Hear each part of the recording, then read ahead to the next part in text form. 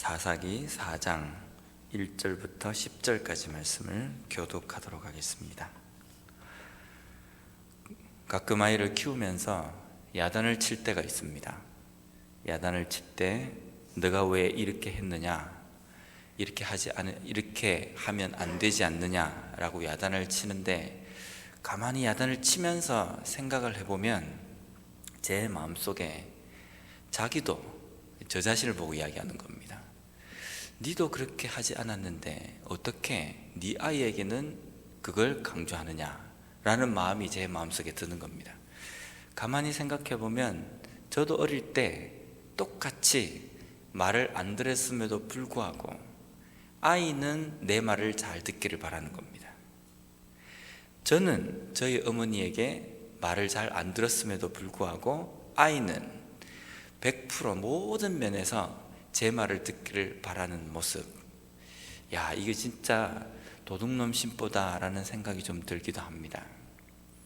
근데 왜 그렇게 되는가 생각해 보니까, 저는 야단을 칠 때, 보통 야단을 칠 때요, 아이에게 야단을 칠 때 제가 마치 어릴 때 부모님에게 속 한 번 안 썩이고 완벽한 아들인 것처럼 야단을 칠 때가 있다는 겁니다. 자기의 옛날을 생각하지 않고 아이에게 야단을 치는 겁니다. 우리가 보통 생각할 때 나 자신이 다른 사람에게 한 것에 대해서는 생각하지 않고 다른 사람이 나에게 생각하는 것, 나에게 대한 것, 나에게 행한 것, 그것만을 생각하고 반응할 때가 종종 있습니다. 과거를 잊어버리기 때문입니다. 내가 어떤 사람이었는지 거기에 대해서 잘 못 깨닫는 겁니다. 이스라엘 백성들의 삶을 기록해 놓은 이 역사서를 쭉 읽어보면 이스라엘 백성들의 삶을 보면서 무슨 생각이 드냐면요, 야, 어떻게 답답해도 이렇게 답답한 삶을 사는가는 생각이 들 때가 있습니다. 이 정도로 하나님께서 혼을 냈으면 깨달아야 하는데 왜 그것을 깨닫지 못하는가? 특히 사사기서 말씀을 읽어보면요, 하나님께서 이스라엘 백성들을 깨닫지 못하니까 주변에 있는 다른 나라들, 이웃 나라들을 통해서 이스라엘 백성들을 괴롭히십니다. 그러면 그것 때문에 깨닫고 다시 돌아오고, 근데 조금만 지나면 다시 하나님을 잊어버리고, 이런 생활이 반복되는 모습을 보면서, 야, 이스라엘 백성들이 그래도 사람인데, 짐승이 아닌데 어떻게 이 정도까지 왔다 갔다 하는가라는 생각을 할 때가 있습니다. 그럴 때 우리 자신의 삶을 돌아보면 우리 자신의 삶은 이스라엘 백성들의 삶과 완전히 다른가라는 겁니다. 다르지 않다는 겁니다. 이스라엘 백성들이 왔다 갔다 하는 삶이라고 한다면 우리의 삶도 똑같다는 겁니다. 하나님께서 어떤 어려움과 힘든 상황을 통해서 하나님의 뜻을 전달해 주시고 말씀을 해 주시면 그제서야 깨닫습니다. 근데 그 은혜가 어느 정도 갑니까? 일주일, 한 달, 조금 있으면 다시 원래 내가 잘했기 때문에 그런 것처럼 다시 돌아간다는 겁니다. 그렇게 살다가 다시 또 어떤 문제에 봉착을 했을 때에 다시 하나님 앞에 돌아오고, 이런 생활이 반복되는 모습을 보면서 이스라엘 백성들의 모습과 다를 바가 없다는 생각이 듭니다. 이스라엘 백성들이 하나님의 말씀을 잊고 하나님을 깨닫지 못하고 살아갈 때에 하나님께서는 주변에 있는 많은 나라들을 통해서 그들을 깨우치게 하시고 또 하나님께로 돌아오게 만드셨다는 겁니다. 오늘날 우리의 삶에서도 고통과 힘든 상황 가운데에서 하나님께서 역사하심을 우리가 깨달을 필요가 있다는 겁니다.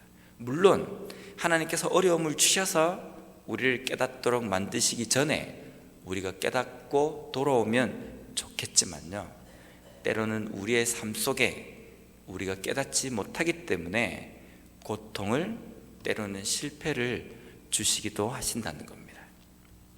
두 번째로 오늘 말씀에 보면 4장에서 시작되는 사사는 여선지 드보라입니다. 여자입니다. 근데 4장 이전에 보면 에웃이라는 사사가 나옵니다. 이 에웃이라는 사사는 왼손잡이입니다. 성경에서 굳이 왼손잡이, 오른손잡이를 구별한 이유가 있습니다. 우리가 오른손을 오른손, 틀린 손이 아니라 오른손이라고 이야기합니다.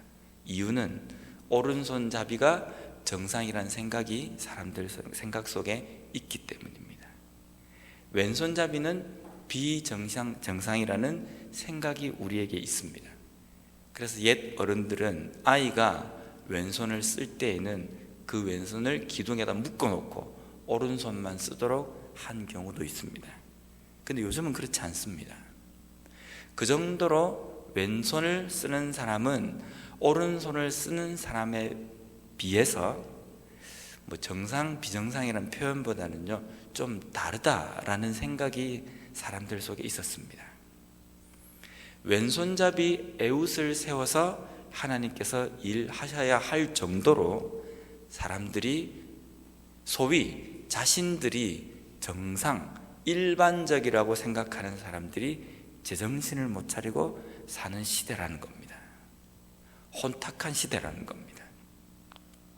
이제는 남자를 쓰다가 제정신을 못 차리니까 여선지를 사사로 세우십니다. 이 당시는 부계 중심, 남성 중심의 시대입니다. 여자는 사람 세는 데에도 들어가지도 않습니다. 족보에도 잘 들어가지 않습니다. 그런데 하나님께서 여자를 사사로 세우십니다. 하나님의 일하심은 이렇습니다. 아주 오래전에 어릴 때에 저희 어머니의 성경책 맨 앞에 어머니가 또박또박 써놓은, 삐뚤삐뚤하게 써놓은 글자를 제가 읽은 적이 있습니다.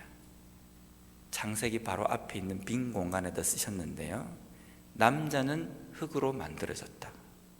하지만 여자는 뼈로 만들어졌다. 그래서 여자가 남자보다 더 강하다, 이렇게 적혀 있는 겁니다. 가만히 읽어보니까 일리가 있는 말이기도 한 겁니다. 남자는 흙으로 만들어졌고 여자는 뼈로 만들어졌다는 겁니다. 아담의 갈비뼈로요. 그래서 여자가 남자보다 더 강하다.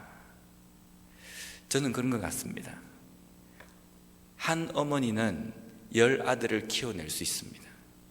근데 한 아버지는 10아들을 못 키웁니다.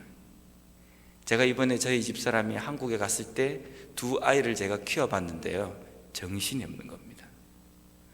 밥을 어떻게 먹어야 할지, 애를 어떻게 다뤄야 할지 잘 모르겠는 겁니다. 남자들은 이렇습니다.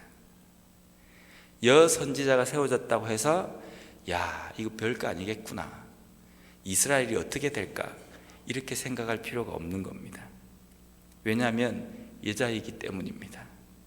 근데 더 나아가서는요, 하나님이 세우셨기 때문입니다.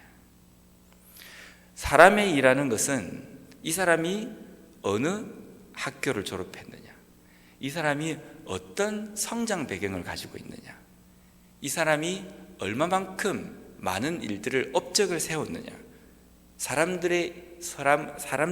일반적으로 사람들이 사람을 선택하는 기준은 이런 기준입니다.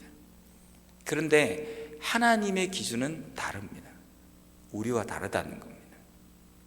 하나님의 일하심은요, 이 사람이 학벌이 좋건 나쁘건, 이 사람이 어떤 성장 배경을 가졌건, 이 사람이 어떤 업적을 쌓았건 그것이 중요하지 않다는 겁니다. 하나님이 세웠다는 것이 중요하다는 겁니다. 하나님이 세우셨기 때문에 이 사람을 통해서 하나님께서 일하신다는 겁니다. 하나님께서 오른손잡이를 선택하시지 않고 왼손잡이를 선택하셨기 때문에 에웃을 통해서 이스라엘을 구원하셨습니다. 하나님께서 여선지자 드보라를 세우셨기 때문에 사람들이 볼 때 어쩌면 참 사람도 없나 보다, 쓰다 안 되니까 여자를 세우는가, 이렇게 생각할 수도 있습니다. 하지만 하나님이 세우셨기 때문에 이 여선지자를 통해서, 여사사를 통해서 이스라엘을 구원하신다는 겁니다. 때로는 우리가 하나님 앞에 하나님의 일을 할 때에 상당히 교만할 때도 있습니다. 마치 내가 아니면 안 되는 것처럼, 나 아니면 교회가 안 돌아갈 것처럼 우리가 교만할 때도 있습니다. 하지만 때로는 상대적으로 상당히 낮은 자존감으로 일할 때가 있습니다. 내가 이걸 할 수 있겠나? 나 같은 것이 어떻게 할 수 있겠는가?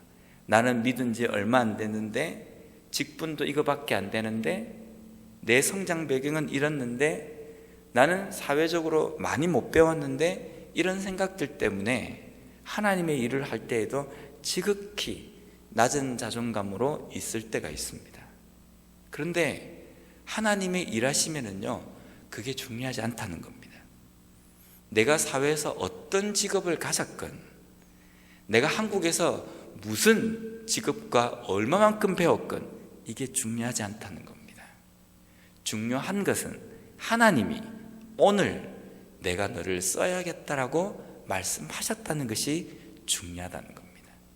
그 말씀을 하시면 왼손잡이건 세상에서 사람 축에 들어가지 않고 숫자를 계수할 때에도 거기에 들어가지 않는 여자이건 달라진다는 겁니다.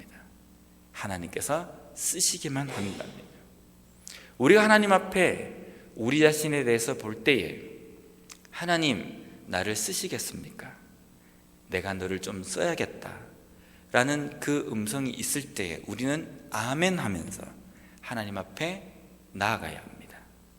물론 나아갈 때에 우리의 교만이 아니라 하나님께서 쓰시겠다고 약속하셨기 때문에 하나님께서 거기에 맞는 힘도 주실 줄 믿고 나아가는 삶, 그러한 삶이 될 때에 우리는 하나님 앞에서 드보라와 같은 위대한 일을 할 수 있을 줄 믿습니다.